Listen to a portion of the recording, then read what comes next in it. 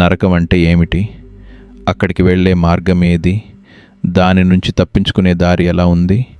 ఈ వీడియో మీ ఆత్మీయ జీవితంలో ఒక కొత్త ఆరంభం కావచ్చు.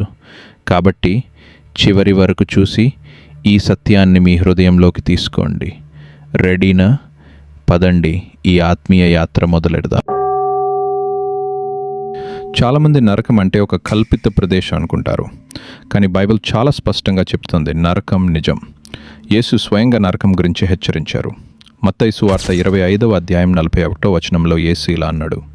అప్పుడు ఆయన ఎడమవైపున ఉన్నవారితో ఇలా అంటాడు, శాపగ్రస్తులారా, నా దగ్గర నుండి వెళ్ళిపోండి. డెవిల్కు అతని దూతలకు సిద్ధం చేయబడిన నిత్యమైన అగ్నిలోకి వెళ్ళండి. ఇక్కడ యేసు నరకాన్ని నిత్యమైన అగ్ని అని వర్ణించాడు. ఇది ఒక భయంకరమైన ప్రదేశం, దేవుని సన్నిధి నుంచి శాశ్వతంగా వేరు చేయబడిన ప్రదేశం. ప్రకటన గ్రంథం 20వ అధ్యాయం 14-15 వచనాల్లో ఇలా ఉంది, మరణము, పాతాళము అగ్ని సరస్సులో పడవేయబడ్డాయి. ఇది రెండవ మరణం. జీవగ్రంథంలో పేరు వ్రాయబడిన ఎవరైనా అగ్ని సరస్సులో పడవేయబడ్డారు. ఒక క్షణం ఆగండి. ఈ వాక్యాలు చదివినప్పుడు మీ గుండెలో ఏదో కదిలినట్టు అనిపించిందా? నరకం అనేది ఊహాజనితం కాదు, అది దేవుని సత్యం. కానీ ఇక్కడ మంచి వార్త ఏమిటంటే, దేవుడు మనల్ని నరకం నుంచి రక్షించడానికి ఒక మార్గం ఇచ్చాడు. ఆ మార్గం ఏమిటో తెలుసుకోవాలంటే ముందుకు వెళ్దాం. మనం నరకం గురించి మాట్లాడినప్పుడు ఒక ముఖ్యమైన ప్రశ్న వస్తుంది, నరకానికి దారి తీసేది ఏమిటి?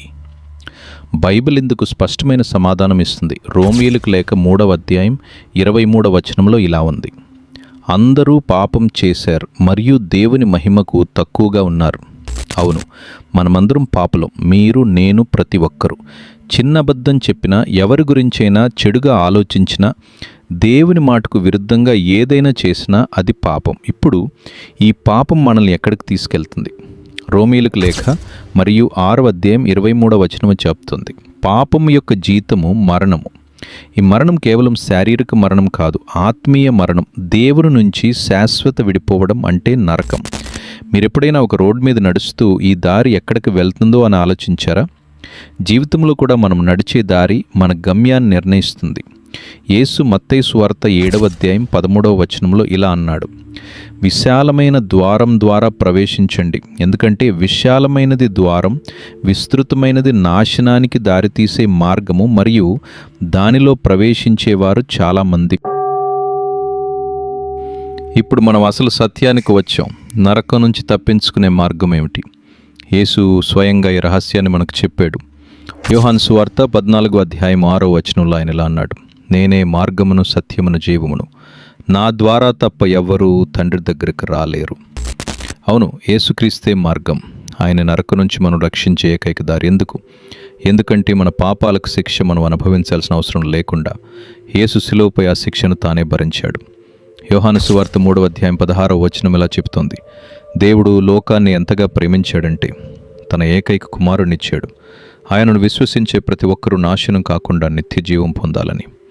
ఈ వాక్యం మన జీవితాలకు ఒక దీపం లాంటిది. యేసు శిలువపై చనిపోయి 3వ రోజు తిరిగి లేచాడు. ఆయన ద్వారా మనం క్షమాపణ పొందవచ్చు, నిత్య జీవం పొందవచ్చు. ఇది ఒక రహస్యం కాదు, ఇది దేవుని వాగ్దానం. యేసు మత్తయి సువార్త 7వ అధ్యాయము 14వ వచనంలో ఇలా అన్నాడు, జీవానికి దారి తీసే ద్వారం ఇరుకైనది, మార్గం సన్ననిది, దానిని కనుగొనేవారు కొద్దిమంది.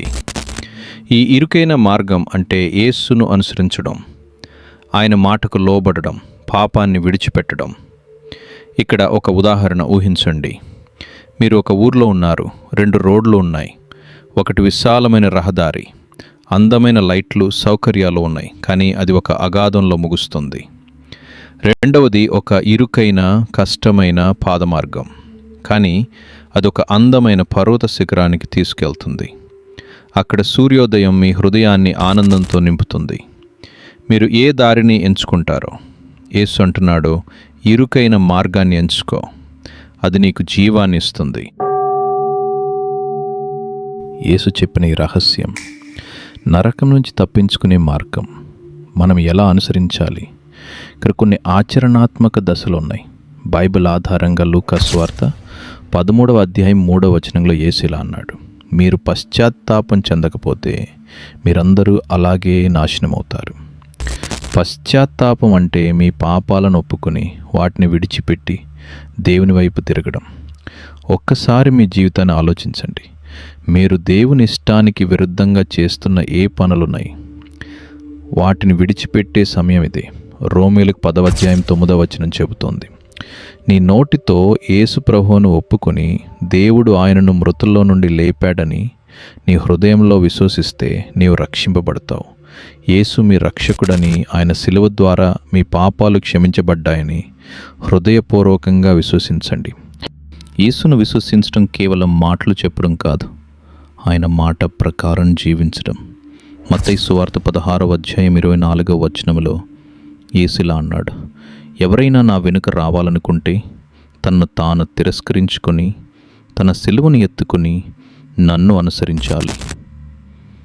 ఇది సులభం కాదు, కానీ దేవుని ఆత్మ మనకు శక్తినిస్తుంది. హెబ్రీయులకు 10వ అధ్యాయం 25వ వచనం చెబుతోంది, మనము ఒకరినొకరు హెచ్చరించుకున్నట్టుకు, ప్రేమించుటకు, సత్కార్యములు చేయుటకు ఒకరినొకరు పురికొల్పుకొనుచు, కొందరు అలవాటు చేసినట్టు సమాజమును విడిచిపెట్టక కలిసికట్టుగా గుండెలు వేసుకున్నట్టుకు సమావేశమయ్యుందము. స్థానిక చర్చిలో చేరండి, ఇతర విశ్వాసులతో కలిసి ఆత్మీయంగా ఎదగండి. ఈ దశలో మీ జీవితాన్ని మార్చగలవు. ఒక్కసారి ఊహించండి, మీరు యేసును అనుసరిస్తూ ఆయన ప్రేమలో జీవిస్తూ నిత్య జీవం యొక్క ఆశతో నడుస్తున్నారు. ఇది ఎంత అద్భుతంగా ఉంటుంది. ఇప్పుడు ఈ సత్యాన్ని విని నీ జీవితంలో ఒక నిర్ణయం తీసుకోవాలి. నీవు ఆ విశాలమైన దారిలోనే నడవాలనుకుంటున్నావా, లేక యేసు చూపించిన ఇరుకైన మార్గంలో నడవడానికి సిద్ధంగా ఉన్నావా? ఒక ఛాలెంజ్ తీసుకో. ఈరోజు నీ హృదయంలో ఒక చిన్న ప్రార్థన చేయి.